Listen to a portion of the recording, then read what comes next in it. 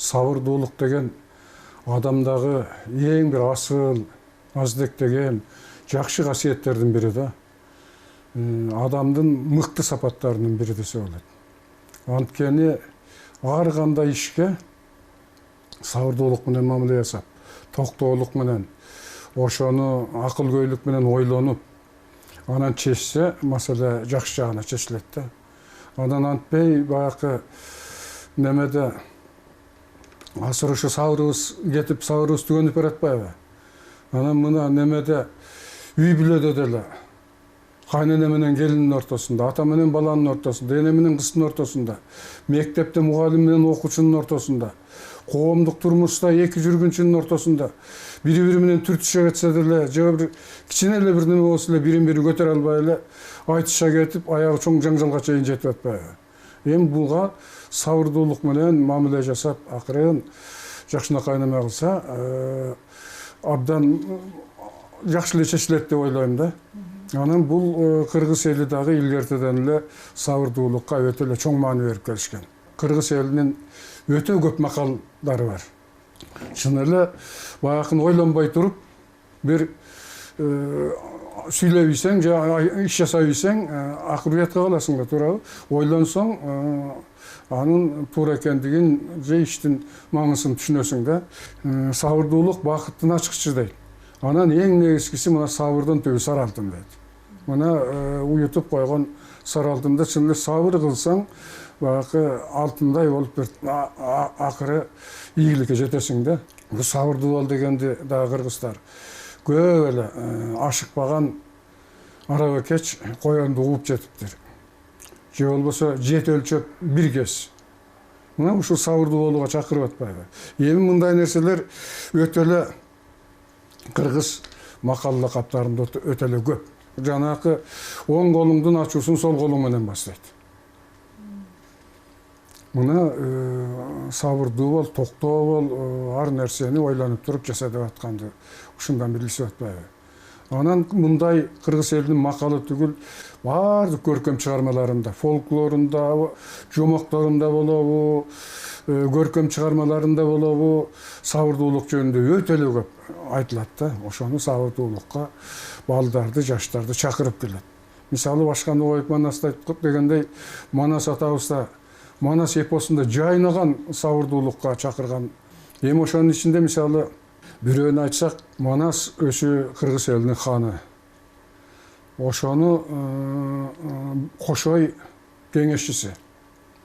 Анан ошол кээде Манас осол иш кылып койсо, же туура эмес сүйлөп алса, же ошо кичине немете түшсө, ошону кошой Манастын Манас экендигине карабай туруп, кеңешин айтып, акылын айтып, ал түгөл эл астында жемелеп атат.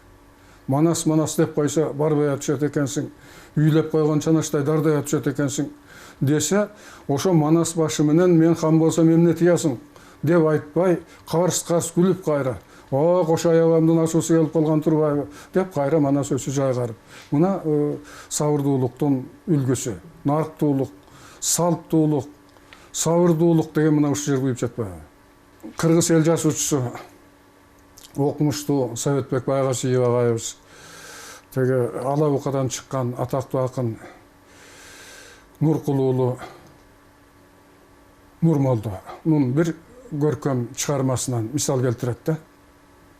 Ошондо бир адам бир үйдүн эшигинин астынан өтөт экен да, бир жумушуна барыш үчүн. Күнүгө баягы жерден өтөт экен. Анан эшик өтө эле тар экен. Андан башка айланып өтө турган жол эми алысыраак экен да, ошол жерден өтүүгө аргасы болот. Баягы күндө эшигинин астынан өтө бергенге жини келип, үйдүн ээси бир байбиче киши экен. Ал киши бир күнү суу чачып эткен, кирдин суусун. Мунчукпай өтүп кетет экен. Дагы бир күн өтүп барса, дагы суу чачат. Ошентип бул бир нече жолу кайталанат экен да. Анан бир күнү өтүп баратса эле эч ким суу чачпайт. Анан бир байбиче бар ушул жерде, мага суу чачып эле деп бирөөдөн сураса, киши ооруп калды депти. Анан койгой, ден соолугун сурап коеюн деп анан үйүнө кирип, апа кандай, жакшы жүрөсүзбү, ден соолугуңуз жакшы болуп калдыңызбы деп ден соолугун сураса, жакшы айланайм, сен ким элең дейт да, тааныбай турам деп. Мен баягы күндө ушул эшигиңиздин астынан өтүп, бир сууну үстүмө чачып жүргөн киши менмин. дегенде ошондон байбиче аябай таң калат экен да. Ушундай кантип сабырдуу адам болсо, мен үстүнө суу чачып күнүгө бул кап атсам, анан кайра келип менин ден соолугумду сурап атса деп анан ойлонуп баягы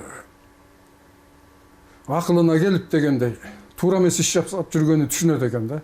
Мына сабырдуулуктун үлгүсү. Мындай сабырдуулукка чакырган жаштарды баардык чыгармаларда, жомоктордо өтө эле көп да.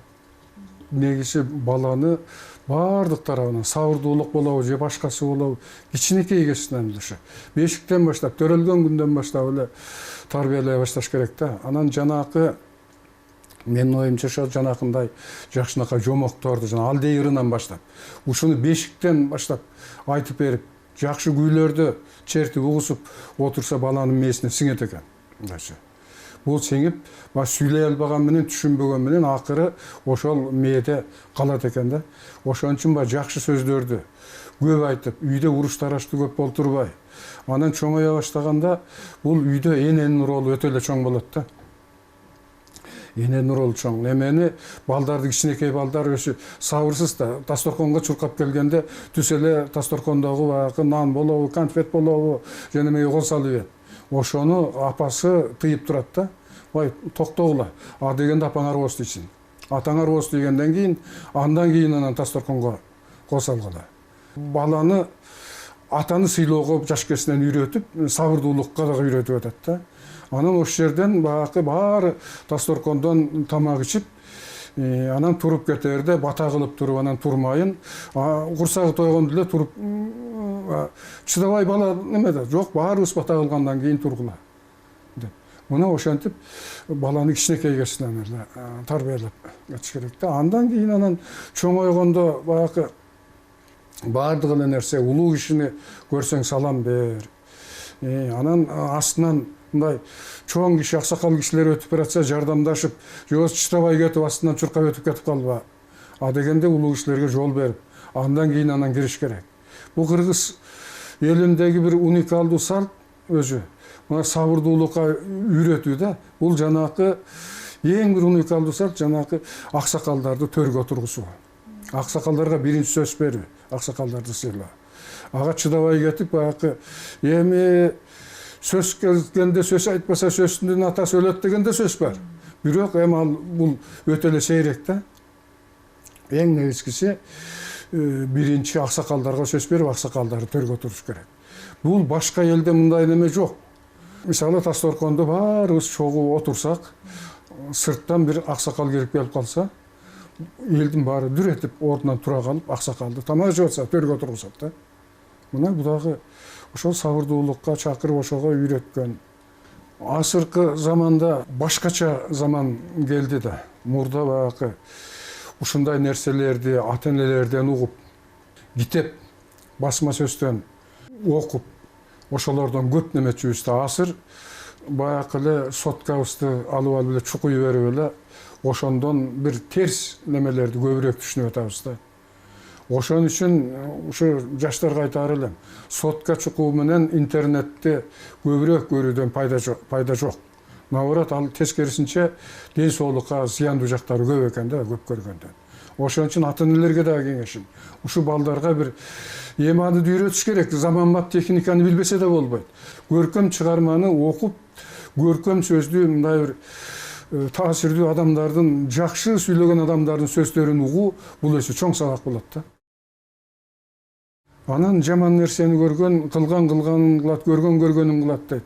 Көбүрөөк жаман нерсени көрсө көбүрөөк чакар. Ошо жаман нерсеге көбүрөөк ооп кетет. Жакшы нерсени көбүрөөк үйрөтүү. Бул ушул жанакы дагы бир кайталасам, ошо улуулар жаштарды көбүрөөк акыл насаатыбызды айтып, баягы жакшы жакка багыттоого чакырат элем да.